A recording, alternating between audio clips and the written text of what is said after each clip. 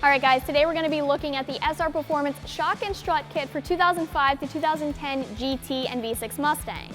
You're going to want to be checking this kit out if you're looking for a paired shock and strut kit that is a replacement upgrade, but that's also very budget friendly. This could work well with the stock springs or a set of aftermarket lowering springs.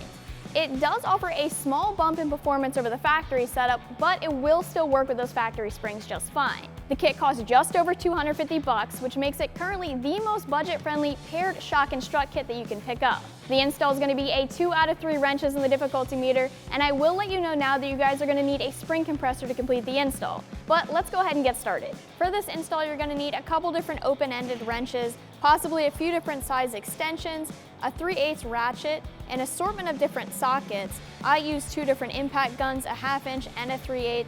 The other thing that'll be nice to have but may not be necessary is a body clip removal tool and a pry bar. Alright guys, so you're going to need a way to get your car in the air, whether it be with a jack and jack stands or if you're lucky enough to have a lift like I do. So I'm going to raise the car up in the air and then I'm going to start the install just by pulling off this front wheel here.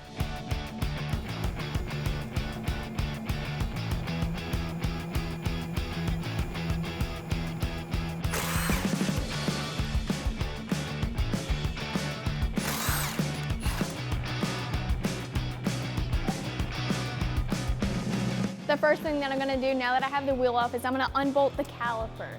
So I'm going to leave the caliper bracket and the pads and the rotor on as well. I'm just unbolting the caliper. For that, I need a 12mm socket. Before I do that though, I'm just going to put one lug nut back on a stud here because when I unbolt the strut from the spindle and this falls forward, I don't want this coming off with it or moving at all. So I'm just going to run a lug nut on quick and that's going to hold everything in place for me.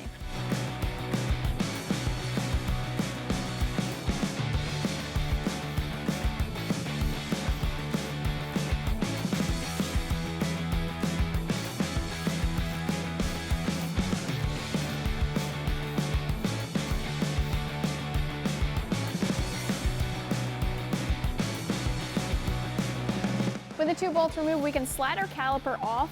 One thing I will say is you don't want to leave this hanging by the brake line, so I'm going to sit it up here in the control arm. You just want to make sure that it's completely resting and not hanging on that brake line at all.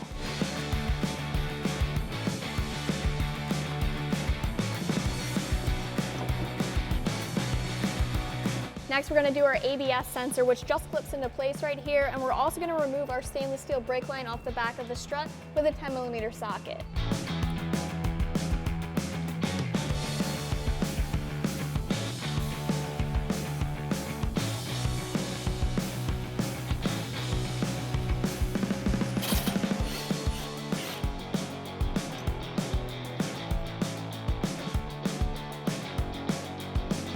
Next, we're going to unbolt the strut from the spindle. You have 2 bolts here. One thing I will say, guys, is I'm going to jump up to a 1/2 inch impact with an 18mm socket for this. When you loosen these, you want to be undoing the bolt side, not the nut side.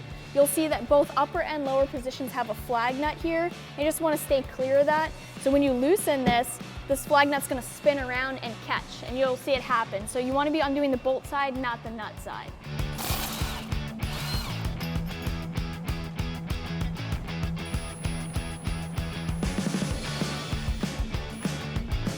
So the last thing that I'm going to do under here before we move up top is actually I'm going to undo our end link right here, and this is a 19mm on a 1/2 inch impact.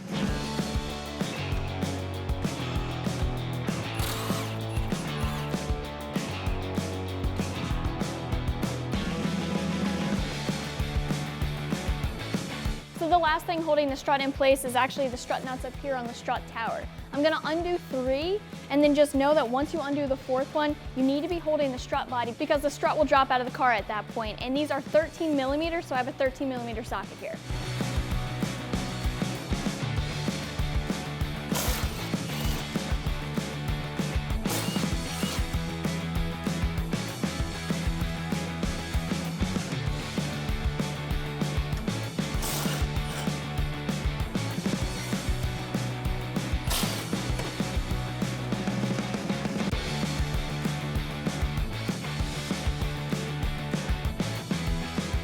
Now we are ready for our spring compressor. You guys are gonna have to compress the spring in order to separate it from the strut. So if you don't have a nice wall-mounted spring compressor like we do here in the shop, you guys can always head over to a local auto store and just rent one for a day.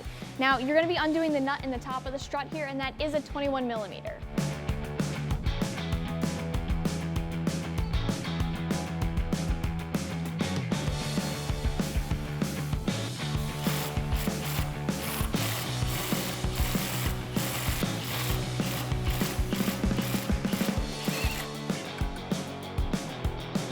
Real quick, before we throw our new setup into place, I wanted to just do a quick comparison of your stock setup versus the SR setup on the table here.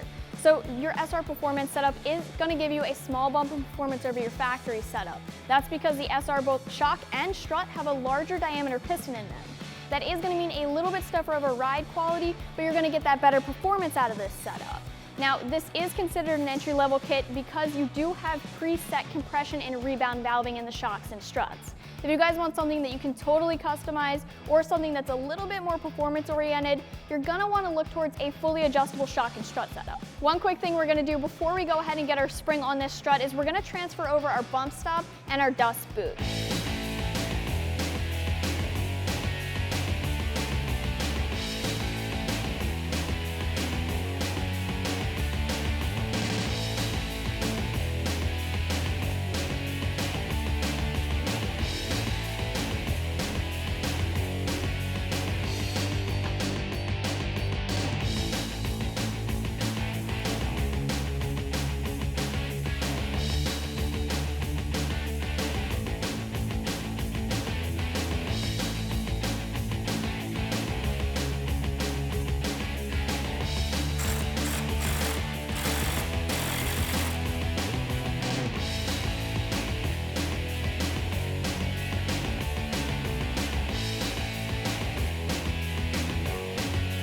So one thing that I want to mention before we go ahead and install this is you have a small indexing notch on the top of your strut mount. You're going to want to make sure that indexing notch is going to be lined up with your spindle mounting points down here on the strut body. This needs to be pointing outboard from the car. So actually what I'm going to do is I'm just going to rotate it by hand and just make sure that it's lined up with those spindle mounting points on the strut. All right, so now I'm just going to slide this entire assembly up into place and hold it while I get one of the strut nuts mounted.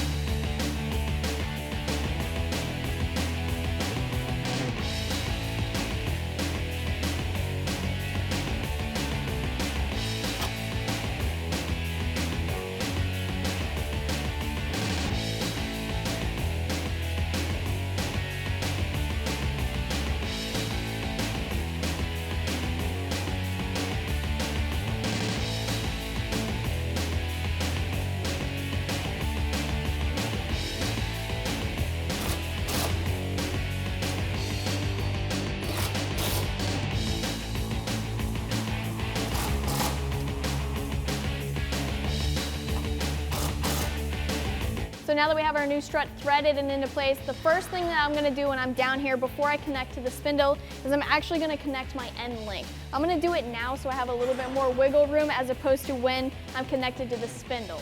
Now you might be able to see I'm not 100% lined up here with the end link, and I don't really like that too much. I wanna get it lined up a little bit more before I try to thread the nut on. So what I'm gonna do is I'm gonna take a pry bar and I'm gonna pry downwards on the sway bar to get this lined up a little bit better.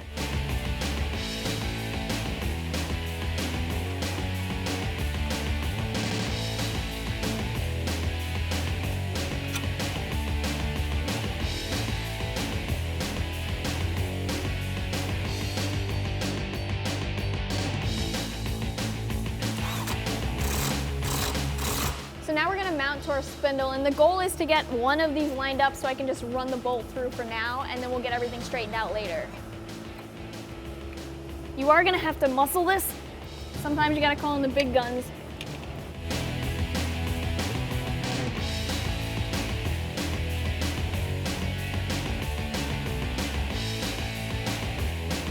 As you saw, I did need a little bit of help lining that first bolt up. This does require a lot of muscle, and you saw sometimes it can fight you a little bit, but now that I got the first bolt lined up and through, I'm gonna line up the second one and get the second bolt through.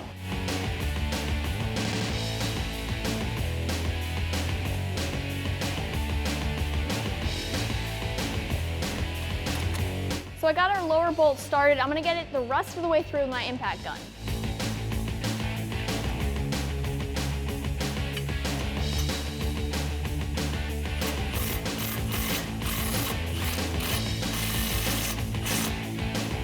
So now we're back to our flag nuts. What I'm gonna say right now is I'm gonna hold the flag nut very loosely with my fingers, and I'm gonna start it very gently with my impact. Once it's started on the threads, I'm gonna completely let it go and just hammer down.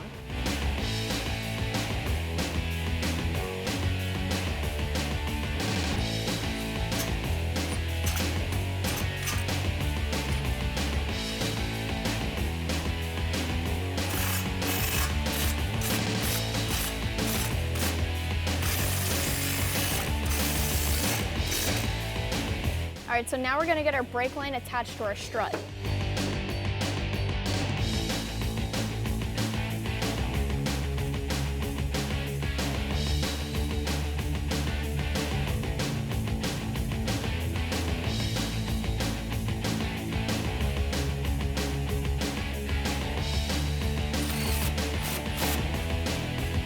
Now we're gonna slide our caliper back into place and bolt it down.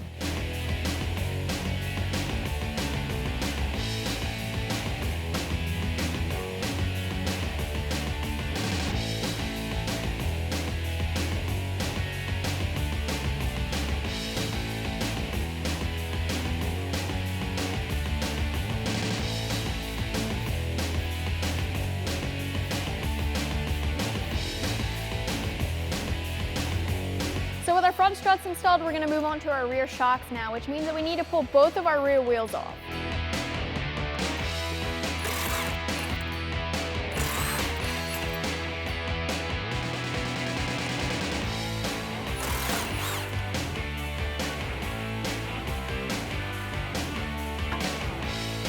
So in our case, our first step is actually going to be to unbolt our end link at the body here, because if you guys look closely, you can see that the sway bar is actually blocking the bottom bolt on our shock that we need to undo.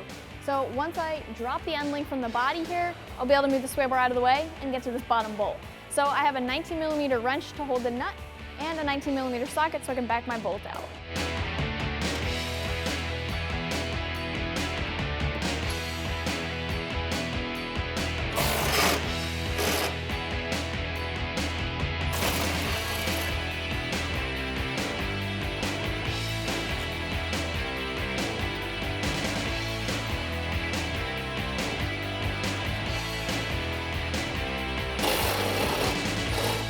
So now we'll be able to pull the sway bar down and away from the shock bolt. We'll just let it rest where it wants to rest. Now we're ready to undo the bottom bolt on the rear shock. It is a 15mm, but there are two things that I want to point out before I do that. I have a pole jack underneath the rear axle right now because once I undo this bolt, the rear will fall down just a little bit. The other thing that I want to point out is once again we have a flag nut here, so we're going to be backing the bolt out this way.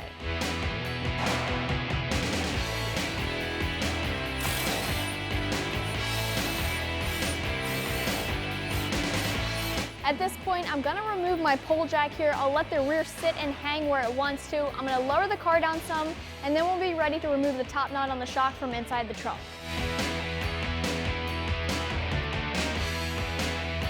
You guys can see our shock's hanging loose now.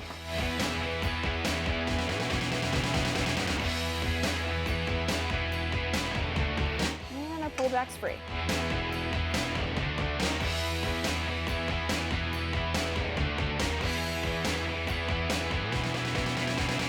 In the trunk, you're going to want to peel back your liner here. Yours is probably going to be held in by body clips. Mine isn't at this point. That right there is your shock nut. It is a 17mm, and at this point, you might want to have a friend just on the other side of the car to grab the shock, because once you undo this nut, there is a likelihood that it'll fall out. And if you don't want it to hit the ground, you can just have someone over there to grab it.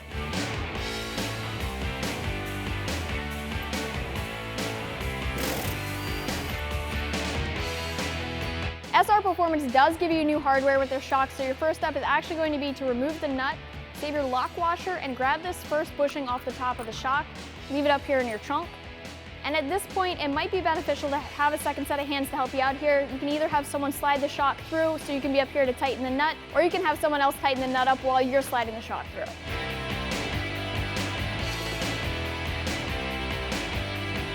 So from inside the car right now, my friend is sliding that top bushing, the lock nut, and the nut onto the top of the shock, and he's gonna tighten it down. All right, so now we're back under the car. I have my pull jack again. I'm gonna raise the rear up. Basically what I'm trying to do is get my shock aligned right here so I can run my bolt through.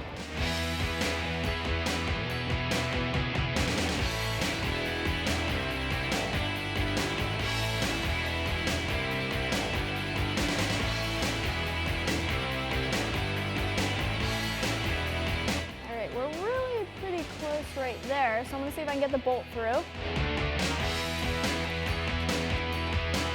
right, we're through. I'll put my nut on the other side, and I'll tighten this down. All right, guys, so same thing here that we saw in the front. I'm gonna loosely hold this flag nut, start getting it threaded, and then once I have some threads on, I'll be able to tighten all the way. With that tightened up, that's going to complete the install for the shock on this side. The install on the other side is going to be exactly the same. With both shocks bolted up and in place, we can move our pull jack out of the way. The rear is going to stay exactly where it is now since we're all good to go on that end. We can bolt our end links back up to our body, and then we'll be all set to go.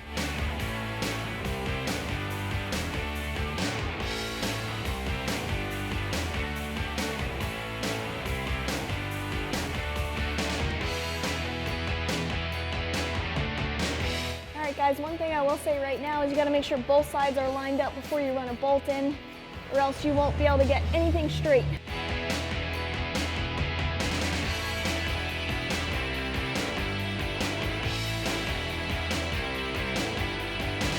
Alright, so now that I have this lined up, I'm just gonna run the bolt in. Put the washer and the nut on the other side, and then I'll be able to tighten it down.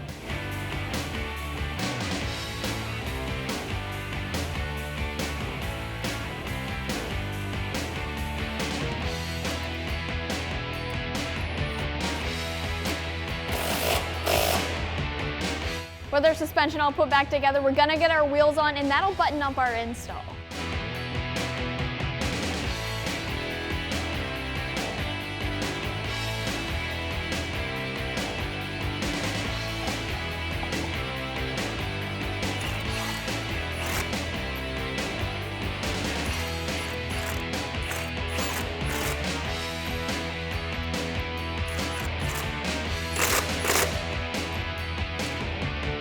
All right guys, that's gonna wrap up this review and install. Keep in mind that you can always check this kit out more online right here at AmericanMuscle.com.